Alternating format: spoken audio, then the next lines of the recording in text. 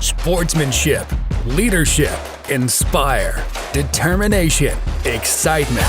Welcome to the Slide Podcast. Your hosts, Jen and Aaron, are on deck and ready to introduce the current stars of Little League Baseball.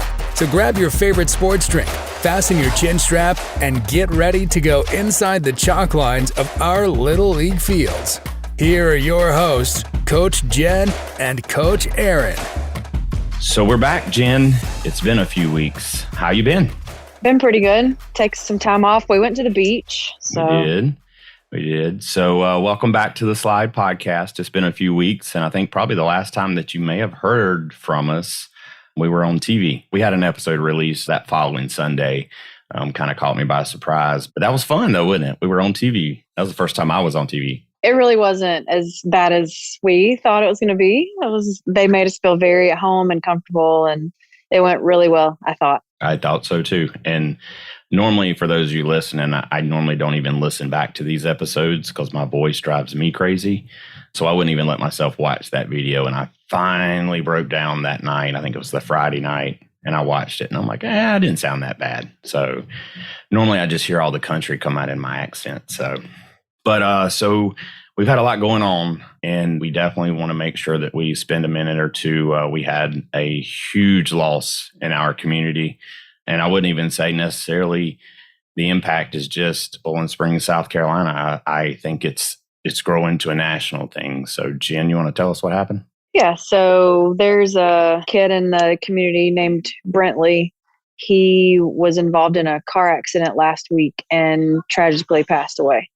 So he was part of the BSYAA, which is Bowling Springs Youth Athletic Association, as a recreational athlete. And then he played for the Blue Jays as a travel organization. His mom, sweet person, she's helped us out a lot.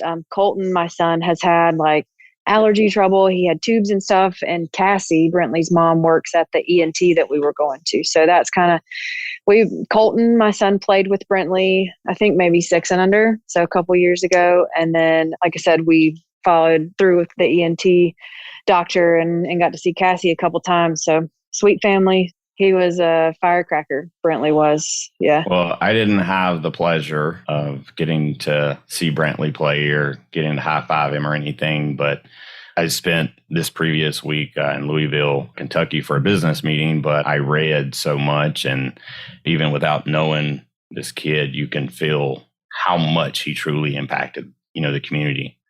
It's pretty crazy. It's not a fun thing that we are going through, but, this is a little bit of part of life, unfortunately. And, I think we should all be a little bit jealous of where he's at right now. Speaking of, the Blue Jays had a tournament this weekend, and there was a memorial service because the Blue Jays were playing. And from what I could gather on Facebook, it looked like a bunch of the kids actually were saved at this memorial service. Like they gave their hearts over to, yeah. So wow. Awesome. That was a pretty big deal. Yep. Well, stay tuned and stay connected with us a little bit here on the Slide. We've got a few things in the works that we hope to be bringing to our community in honor of Brentley. But now we're shifting gears a little bit, and we'll join you right back with our surprise guests. So, Jen, I haven't told anyone who our guests are. I do this every time. I anticipate there's this big surprise and reveal, and when in reality it just says in the subject, I'm going to write the title and I'm going to tell everybody who it is. So thank you. We have got the Wolf family joining us, the Wolf Pack. So Mat Wolf and Megean Wolf, how are you guys doing? We're good. How are you? We're great. How are you, babe?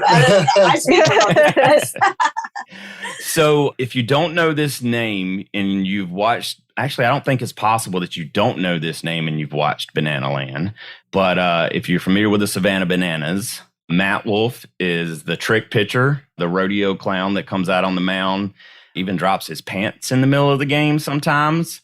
And we are joined by a real crowd pleaser. That's right. Yeah.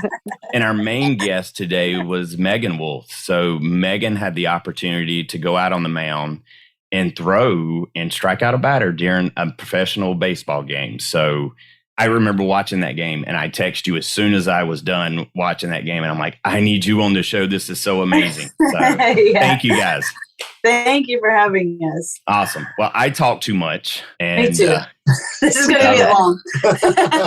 We're going to let you guys talk a little bit. So, Megan, you had your opportunity to pitch in a professional baseball game, right? Let's go back to like where it all started for you. Not with Savannah Bananas, but I understand you played softball in college, right? I did. So I started playing softball when I was 9 and got competitive pretty quickly and was fortunate enough to play in college. So I was on scholarship at Oklahoma City University, which is a little NAIA school. We were national runner-up my junior year, so that would have been 2012. And then that was kind of the end of my dream playing-wise. I was going to go on to be a sports reporter. And then I realized I don't watch enough sports to talk about it for a living. So I did some other things, and that's like a whole other story. So flash forward to the Bananas. I had no intention of playing, right? Like I'm just here to support him and be his helpmate and take care of Rayleigh. And we were out there playing catch, like we always do. But it caught people's attention because there was a girl out there and the glove was still popping. So they asked if I wanted to get in a game. And I was like, if you're serious, I'm serious. Like, let's do it. So, Matt, how did you take that? Because I understand Jesse came out on the field and like it got everybody's attention, and Jesse was out there, right? Right. I was excited for her, because she's the reason really why I did this whole thing. She's the one that encouraged me to go to the tryout. And like she says, we've always played catch in the backyard. She didn't really exactly know how to go about pitching, but yeah, once we heard that there might be a possibility, I went ahead and kind of taught her the wind up a little bit, or a simplified version of it. Started working on a few pitches, and just kind of kept our fingers crossed and hoped it would happen. And then he struck the batter out, right? Yeah, that was unbelievable. Because my only goal was don't hit someone and let them hit it. Like that was my only goal.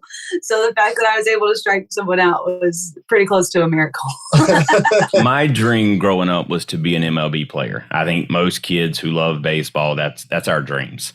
Obviously, it didn't work out for me, and I've said this multiple times because I'm sitting right here in this chair. So, like, what's it like to walk? I mean, I can ask Matt this, and we'll get to Matt in a second. But, like, for you, what was it like to walk out there in Columbus with, like, 4,500 people, like, watching you? It was awesome. Like, having that experience from, being a collegiate athlete and, like, so just being back under the lights was awesome. Like night games were always my favorite. So it was just really an amplified version of that. And Kyle Lewiggs told me before I went out there, he was like, I know like it's a lot, but when you get out there, just take a moment and take it all in, because you don't want to forget this. And so I did. I went out there, and you can see they show it in Banana Land. I'm like nervous as crap and looking around, and I just take a deep breath and like, okay.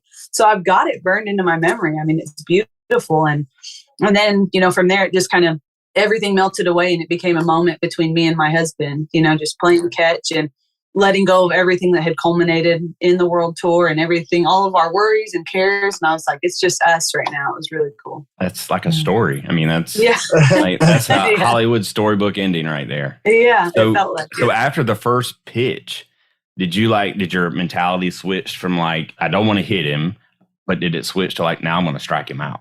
Like, did it switch to like, let me get him now? Actually, yes. So I got 5 warm-up pitches, and every one of them was right down the middle. And I was like, oh, I may be onto something here. So then, and then Breland, he got a pretty hard hit. And I was like, okay, I've been humbled again. Right. So rewind back to like before the Bananas, you said that you supported him and like his tryout and stuff like that. So tell me, like, were you guys high school sweethearts? Did you meet in college? Like, go back a little bit farther and talk about that. You guys aren't in Savannah either. So let's go back and tell our listeners, where are you guys located? So we're in Oklahoma City. So that's where our love story started. I'm actually from Dallas, and he's from Southern Oklahoma.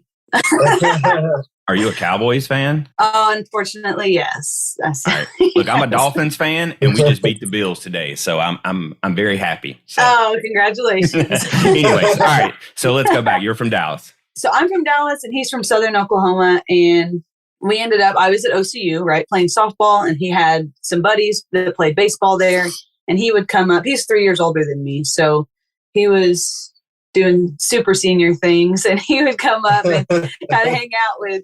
We ended up having a lot of mutual friends, and it was actually a year after I graduated. So he was already like working. He was teaching and coaching baseball, and he asked me out, and really that was it. I mean, we had already known each other for 4 years, so we dated for. Did he do some of his trick pitches to get you to go out with him? Yeah, he did the panty dropper, and I was so. Oh man, that's classic. So here we are today. I mean, let's see, we started dating in 2014. So it's been 8 years. We've been in Oklahoma City, and I just saw he's always been very silly and goofy and passionate about baseball. And so when the Bananas came up, he was really tentative because, he's like 10 years older than most of those guys. But I was like, babe, this would be perfect for you. Like, you've got to at least try it. If it doesn't work out, it doesn't work out. But you got to at least try and see what happens. So yeah, I mean, who would have ever thought like those skill sets that you would bring to the table, like you would have those written on your resume? Like an amazing job at dropping my pants. We're just running that one down in the ground. So I've always told everybody I'm pretty good at stuff that don't get you very far in life. So there's nothing wrong with that. Now I can't say that anymore because it actually got me somewhere. It got you somewhere. That's right.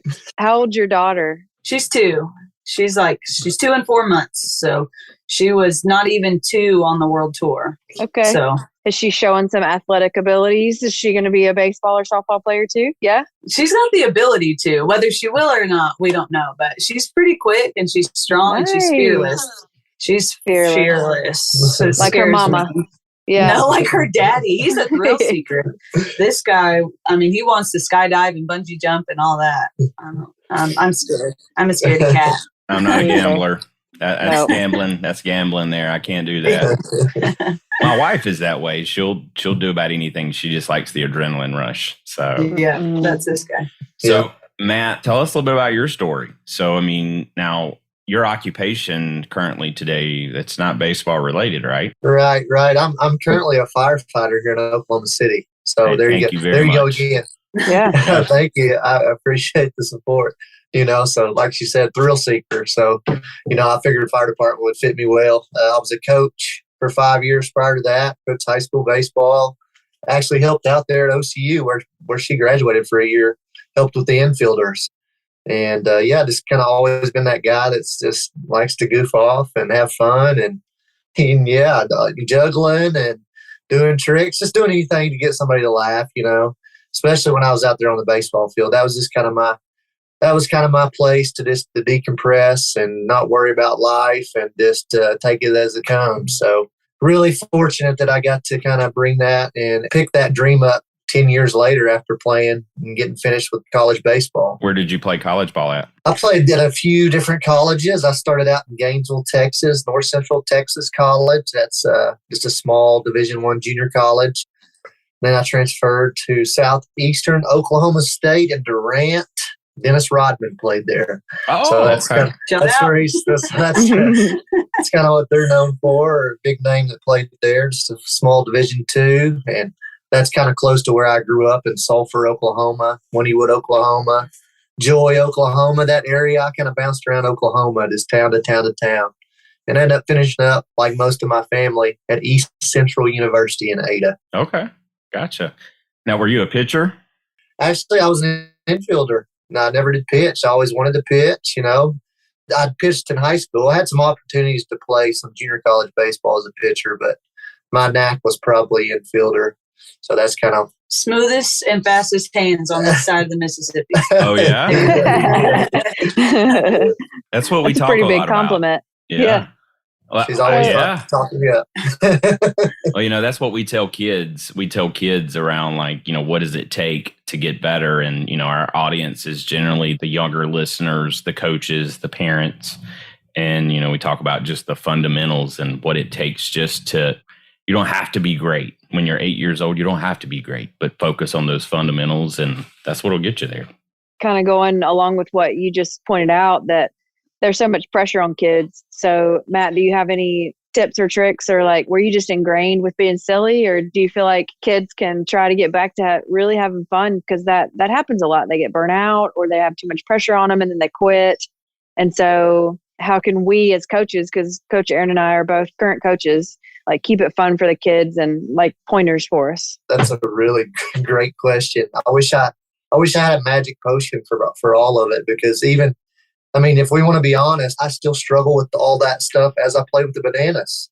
As we know, the game of baseball and really all sports, the mental side of the game is just as important as the physical side. So, I struggle with performance and, worrying about stuff, worrying about if I'm going to be good enough, just like I'm sure kids do in Little League. And that's a lot of times we put so much pressure on ourselves, and there's so much pressure from outside sources, coaches, parents, teammates. I just try my best to just remind myself this is just a game. And I need to do my best. That doesn't give me an excuse not to do my best. But at the end of the day, I got to be satisfied with just my best. Whether that is winning, whether that's losing, it can't be too performance-based.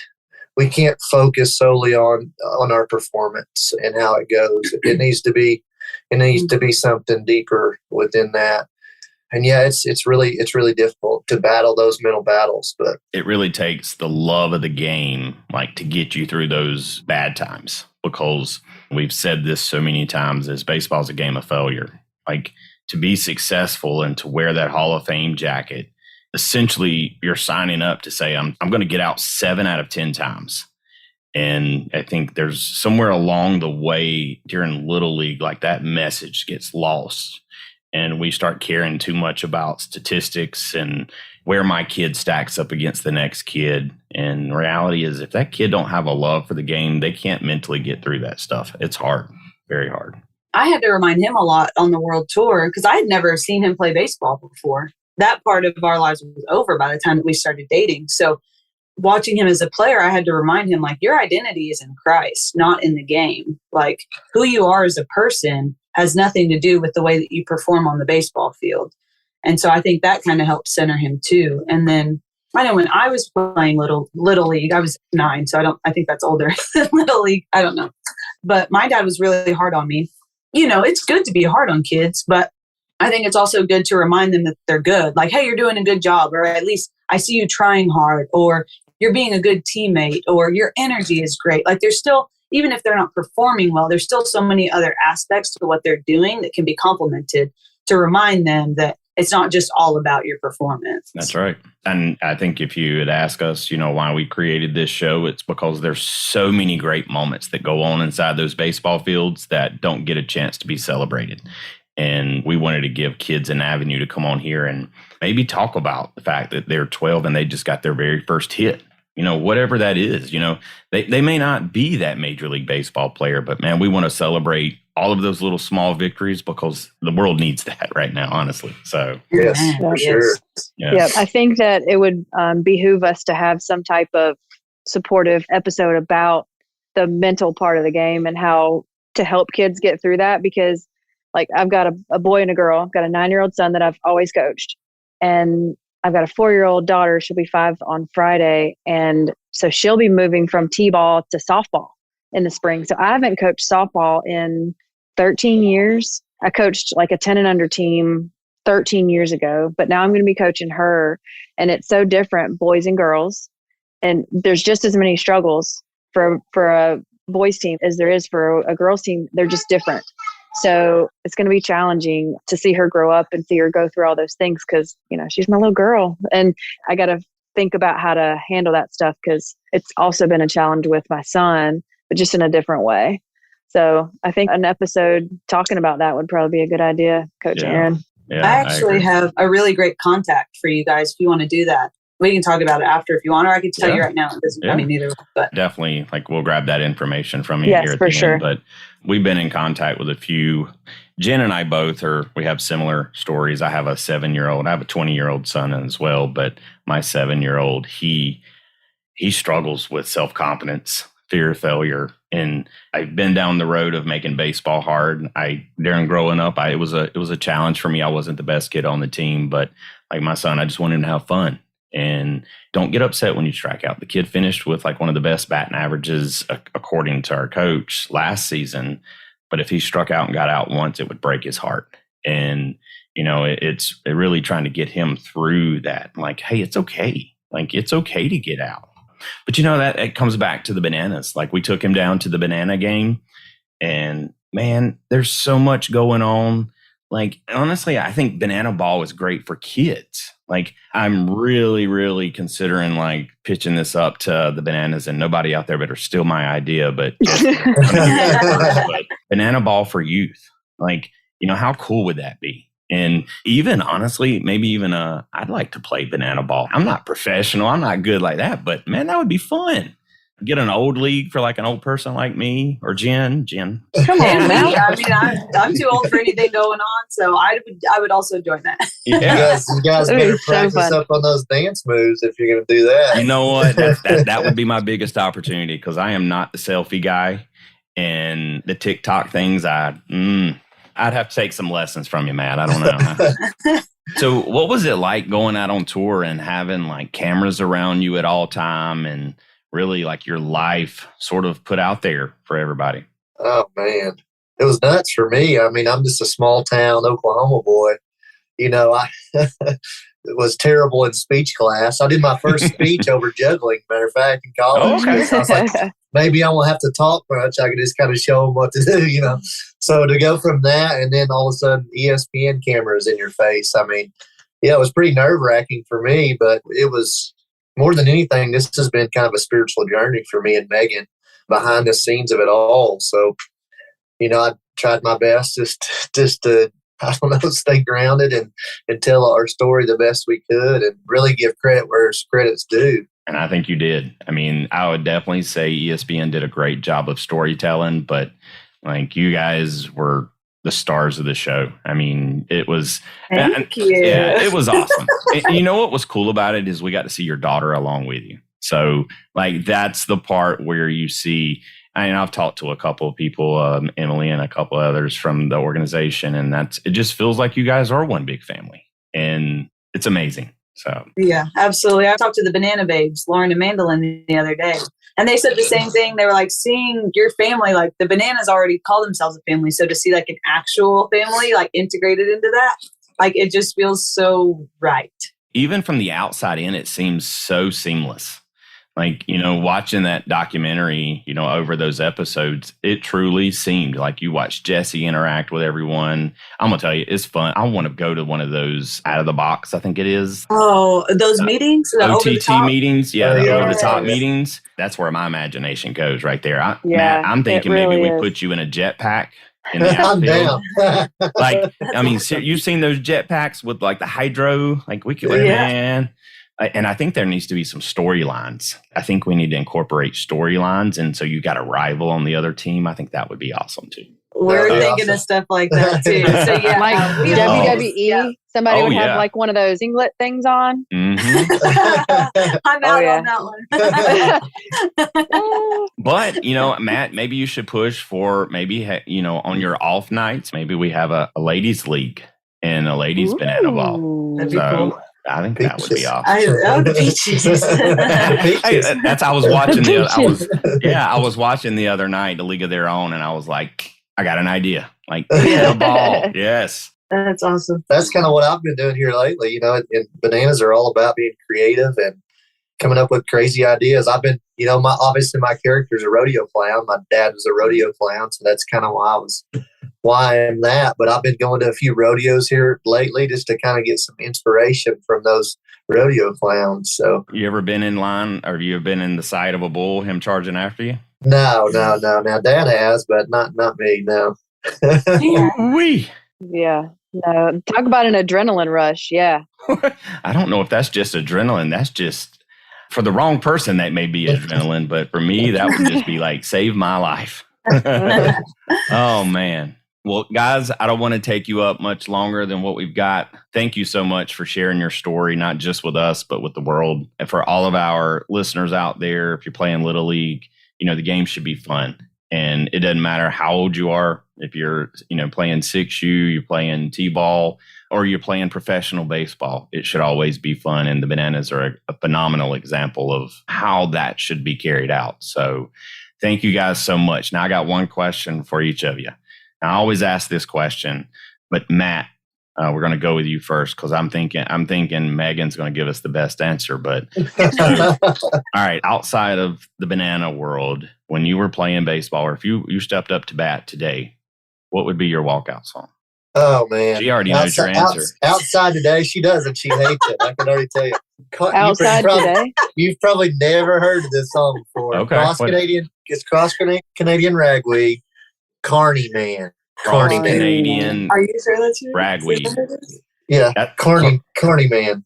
It might not be cross Canadian. It's Carney Man is the name of it. But Carney. We'll look it up. I'm definitely. You know what? We ask that question to everyone on the show, and sometimes I grew up in the 80s, so I'm an 80s baby. So I love all the hair bands and the spandex and loud music, and hearing some of these kids and even older coaches. It's sometimes a trip. I think we should put together a playlist for all of these songs. Yeah. All right, so I'm definitely looking that one up. All right, Megan, what do you got? I'm actually really into, I don't listen to it anymore. I'm mostly Christian music, Christian and country now, but I really like rap and R&B is my vibe. But actually for my walk up, I think I would go Skillet. Have you guys heard of Skillet? Yep. Yeah. I think it's Hero. I think at the beginning there's that violin solo, something. I don't know. And then the beat drops and it's good. It gets me going. Yeah. But it's the beginning part of the instrumental part of Hero by Skillet. Oh, I love to see she's already thinking about when the beat drops and when the adrenaline's going to start and what that's going to be like walking up to the plate. That's pretty awesome. That's when my pants drop. Wow. Okay. Well, hey, we're going to end on that one. That's too good not to. So thank you guys very much for hopping on with us. And for everyone out there, we're going to be very busy over the next week or two. Megan, we're actually doing our first episode that's going to be dedicated to softball. So we've spent almost 20 episodes now that's been just solely focused on Little League Baseball and the baseball players. And so now we're shifting over to, we're going to do a special episode with softball. And Bella Dayton from Texas is our big special guest for that episode. Maybe we'll have you come back. Yeah. I'd love to come back if you guys ever have me again. This has been awesome. Thank you. Yeah, so we're busy. So if you're listening out there, I know it's been a few weeks before we put out something new, but get ready because we've got quite a list of interviews coming up that's going to be amazing. So we'll talk to you guys later. And until then, we'll catch you on the slide. Thanks for listening to the Slide Podcast. Make sure you subscribe so you don't miss any future episodes. In the meantime, stay connected with Coach Jen and Aaron on Instagram at The Slide Podcast Show, on Facebook at The Slide Podcast, and the Facebook private group, The SLIDE Podcast. Until next time.